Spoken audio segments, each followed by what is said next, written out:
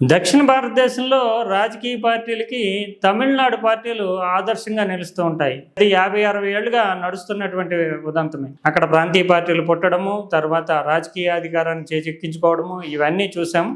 అంతేకాకుండా ప్రాంతీయ అభిమానాన్ని పీక్లోకి తీసుకెళ్లడము, హిందీ వర్సెస్ దక్షిణాది అన్నట్లుగా ఒక ఫోకస్ పెంచడము, ఇవన్నీ జరిగినాయి. వీటన్నిటితో పాటుగా రాజకీయాలు మొత్తాన్ని మలుపు తిప్పేటటువంటి సంక్షేమ పథకాలు, ఇతరత్ర అనేక అంశాల్లో కూడా దక్షిణాది పార్టీలకి తమిళనాడు నుంచి వచ్చేటటువంటి పార్టీలు ఇచ్చేటటువంటి మార్గదర్శకాలు, అంటే డైరెక్ట్గా కాకపోయినా అవి ముందు అమలు చేస్తూ ఉంటాయి. తర్వాత మిగిలినటువంటి రాష్ట్రాల్లో ప్రాంతీయ పార్టీలు అందిపుచ్చుకుంటూ ఉంటాయి. కుల పార్టీలు రావడం కానీ, ఇతరత్ర అనేక అంశాలు, కులాల వారీగా విభజన కానీ, ఇవన్నీ కూడా తమిళనాడులో ఎప్పుడో జరుగుతూ ఉన్నాయి. డిఎంకే ఏడీఎంకే మధ్య ఉండేటటువంటి వైరుధ్యాలు కానీ, ఇవన్నీ అక్కడ పీక్కి వెళ్తూ ఉంటాయి. మిగిలిన రాష్ట్రాలన్నీ కూడా, మిగిలిన పార్టీలు కూడా అలా ఆ తరహా ధోరణి కనిపిస్తూ ఉంటుంది. నిజానికి సంక్షేమ పథకాలు చూస్తే కనుక రూపాయి కిలో బియ్యం పథకం, ₹2 కిలో బియ్యం పథకం ఎన్టీ రామారావు టైంలో రావడానికి కూడా, మధ్యాహ్న భోజనం పిల్లలకి, ఇవన్నీ కూడా తమిళనాడులో ముందుగా అమలు జరిగిన తర్వాత ఆంధ్రప్రదేశ్ లాంటి చోట్ల రావడం, తర్వాత మిగిలిన రాష్ట్రాల్లో కూడా ఇంప్లిమెంట్ చేయడం వచ్చింది.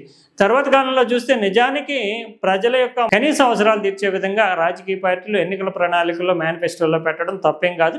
తమిళనాడు ఆ విషయంలో కొంచెం ముందంజలోనే ఉంటుంది. అయితే కనీస అవసరాలు, ప్రజలకు అవసరమయ్యేటటువంటి వసతులు, వీటన్నిటినీ మించి ఓటర్లను ఆకట్టుకోవడానికి కూడా చాలా ముందంజలో ఉండడం అనేటటువంటిది, తర్వాత పరిమితుల్ని అతిక్రమించి హామీలు ఇవ్వడం అనేది కూడా తమిళనాడులోనే మొదలైంది. మొదటైతే ఆహారం, బియ్యము సరఫరా చేయడము, భోజనాలు పెట్టించడము, ఇలాంటి పథకాల నుంచి మొదలై తర్వాత కాలంలో 90స్కి వచ్చేటప్పటికి తమిళనాడులో కలర్ టీవీలు ఉచితంగా ఇవ్వడం. అంటే ప్రజలకు అప్పటికి 90స్లో కలర్ టీవీలు అంటే చాలా ఎక్కువ.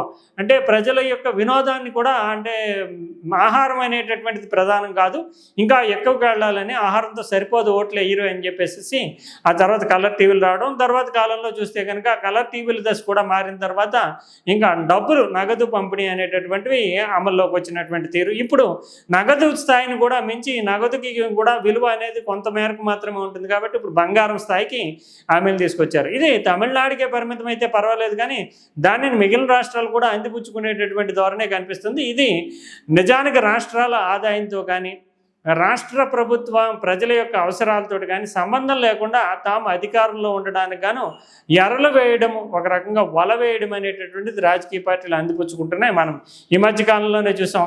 తెలంగాణ కావచ్చు, ఆంధ్రప్రదేశ్ కావచ్చు, ఇలాంటి రాష్ట్రాల్లో అసలు ఆ రాష్ట్రాల యొక్క ఆదాయ వనరులతో సంబంధం లేకుండా లక్షల కోట్ల అప్పులు చేసి మరి ఈ స్కీములు ఇంప్లిమెంట్ చేస్తున్నారు. ఇది భవిష్యత్ తరాల మీద భారంగా పడుతుంది. అయితే రాజకీయ అధికారం కోరుకుంటున్నటువంటి వాడు మాత్రము మీకు ఈ ఎర వేస్తున్నాము, ఈ డబ్బులు ఇస్తాము, ఇక రాష్ట్రంలో అధికారం ఇస్తే కనుక భూములు, భవిష్యత్ తరాలకు ఉపయోగపడాల్సినటువంటి భూములు కానీ, ప్రభుత్వానికి సంబంధించినటువంటి ఆస్తులు కానీ విక్రయించడము, లేదంటే అప్పులు చేయడము, దీని ద్వారా ఈ స్కీమ్లో ఇంప్లిమెంట్ చేస్తాము. భవిష్యత్తులో మాత్రం రానున్నటువంటి తరాలు ఈ అప్పులు కట్టుకోవాల్సి ఉంటుంది. దీని మీద జవాబుదారీతనం కానీ, అకౌంటబిలిటీ కానీ ఏమీ లేకుండా నడుస్తుంది. దీన్ని మళ్ళీ మరొక సరికొత్త స్థాయికి, సరికొత్త బెంచ్ మార్క్ని ఏర్పాటు చేస్తోంది తమిళనాడులో తాజాగా జరుగుతున్నటువంటి ఎన్నికలు.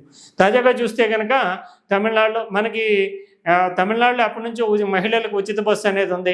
2 తెలుగు రాష్ట్రాలు అందిపుచ్చుకుని ఉచిత బస్సు అనే దాన్ని ప్రవేశపెట్టాయి. ఇక చూస్తే కనుక ఇప్పుడు బంగారం విలువ ధర ఎలా ఉందో తెలుసు. 8 గ్రాముల బంగారం ఉచితంగా ఇస్తాము మహిళలకు పెళ్లి చేసుకున్నటువంటి సందర్భంలో అంటూ ఒక కొత్త హామీని ప్రవేశపెట్టారు. ఇక తమిళనాడులో కొత్త పార్టీ చూస్తే టీవీకే ఈ హామీని ప్రవేశపెడుతూ మహిళలకు ఎలాగూ రైతులకు రుణమాఫీ, వ్యవసాయ కూలీలకు కూడా, అంటే వ్యవసాయ కూలీలుగా నమోదు చేసుకుంటే చాలు ఏడాదికి 10,000 ఇస్తామని, ఇక మహిళ పేరు చెప్తే 2,500 ప్రతి నెల ఇస్తామనేది, దీన్ని ఇప్పటికే డిఎంకే ₹1,000 అమలు చేస్తుంది. తర్వాత ఏఐడిఎంకే తన మేనిఫెస్టోలో 2,500 ఇంప్లిమెంట్ చేస్తామని చెప్పింది. అయితే మహిళలకు మాత్రమే ఉచిత బస్సు ఎందుకు ఇవ్వాలి, ఆ మగాళ్ళకు కూడా ఉచిత బస్సు అంటూ ఏఐడిఎంకే తన ఎన్నికల మేనిఫెస్టోలో ప్రకటించింది. అంటే ఇంకా రోడ్డు రవాణా సంస్థ అంతా కూడా ఫ్రీయే, అంటే మగాళ్ళు ఎక్కినా ఫ్రీయే, ఆడవాళ్ళు ఎక్కినా ఫ్రీ రవాణా అనమాట. అదొక హామీ అయితే, 2,500 అంటే అదొక హామీ అయితే, ఇక టీవీకే, అంటే కొత్తగా పార్టీ పెట్టినటువంటి టీవీకే విజయ్ చూస్తే నెలకు 200 యూనిట్లు విద్యుత్తు, గృహాల్లో ప్రతి మహిళకు 2,500, ఏడాదికి 6 గ్యాస్ సిలిండర్లు ఉచితం, ఇది ఒక హామీగా పెట్టారు. అంటే ఇది రేపొద్దున భవిష్యత్తులో మాత్రం ఖచ్చితంగా ఆంధ్ర తెలంగాణ దీంట్లో కొన్ని హామీలు ఆంధ్ర తెలంగాణ ఇప్పటివరకు ఇంప్లిమెంట్ చేయట్లేదు, ఇవి కూడా ఇంప్లిమెంట్ చేస్తామని చెప్పేటటువంటి అవకాశం ఉంది. అయితే ఆర్థిక వనరులు ఎక్కడి నుంచి సమకూర్చుకుంటారనేది పెద్ద ప్రశ్న. ఇప్పటికైనా సరే ఈ కేంద్ర ఎన్నికల కమిషన్ దీని మీద ఒక కొంచెం సీరియస్గా దృష్టి పెట్టి ఆర్థిక వనరులు ఆదాయ వనరులు చూపించే విధంగా మేనిఫెస్టో రూపకల్పన చేయాలి, లేకపోతే దాన్ని విడుదల చేయడానికి అనుమతించము అనేటటువంటి నిర్ణయం తీసుకుంటూ ఆర్థిక నిపుణులతో, అంటే రాజకీయాలకు అతీతంగా ఆర్థిక నిపుణులతో ఒక స్పష్టమైనటువంటి కమిటీని, మేనిఫెస్టోని చెక్ చేసేటటువంటి ఎగ్జామిన్ చేసేటటువంటి కమిటీలను వేయకపోతే కనుక ఈ ప్రమాదం మరింత పెరిగేటటువంటి సూచనలు కనిపిస్తున్నాయి.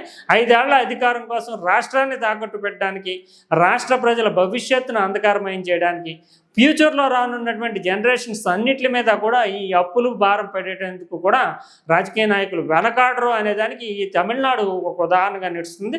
ఆల్రెడీ తెలంగాణ కానీ ఆంధ్రప్రదేశ్ కానీ దివాళా తీసిన రాష్ట్రాలుగానే ఉన్నాయి. అయితే దివాళాని ప్రకటించవు, ఎందుకంటే భారతదేశంలో అంతర్భాగంగా ఉంది కాబట్టి రాష్ట్రాలు దివాళా తీయడం అనేది ఉండదు. భారతదేశం మొత్తం కూడా ఈ భారాన్ని భరించేటటువంటి విధంగా, అంటే కేంద్ర ప్రభుత్వానికి సంబంధించినటువంటి కొన్ని అధికారాలు ఉంటాయి కాబట్టి రాష్ట్రాలు దివాళా తీసేయని ప్రకటించరు. కానీ ఇవి మాత్రం ఖచ్చితంగా ఫ్యూచర్ జనరేషన్స్ మీద మాత్రం పెద్దగా ఎఫెక్ట్ పడుతుంది. ఆయా రాష్ట్రాల్లో పన్నులన్నా పెంచాలి, లేదంటే మౌలిక వసతులు అంటే రోడ్లు వేయడం, సాధారణమైనటువంటి మరమ్మతులు, ఇటువంటి వాటిని కూడా ఆపేసుకోక తప్పనటువంటి పరిస్థితి ఏర్పడుతుంది. అంతేకాకుండా ఈ పన్నులు అంటే రుణాలకి చెల్లింపులు వాయిదాలు చెల్లించకపోతే కనుక కేంద్రం నుంచి వచ్చేటటువంటి ఇన్కమ్, కేంద్రం నుంచి వాటాలు, రాష్ట్రాలకు వచ్చేటటువంటి వాటాలని బిగబట్టి మరీ చెల్లించేటటువంటి పరిస్థితి ఉంటుంది. వెస్ట్ బెంగాల్లో కొన్ని పథకాలకు సంబంధించి అలాగే బిగబెట్టి చెల్లిస్తున్నటువంటి ఉదంతాలు ఉన్నాయి. ఇది ఆంధ్ర తెలంగాణ ఇలాంటి ముప్పును తెచ్చుకునే సూచనలు కనిపిస్తూ ఉన్నాయి.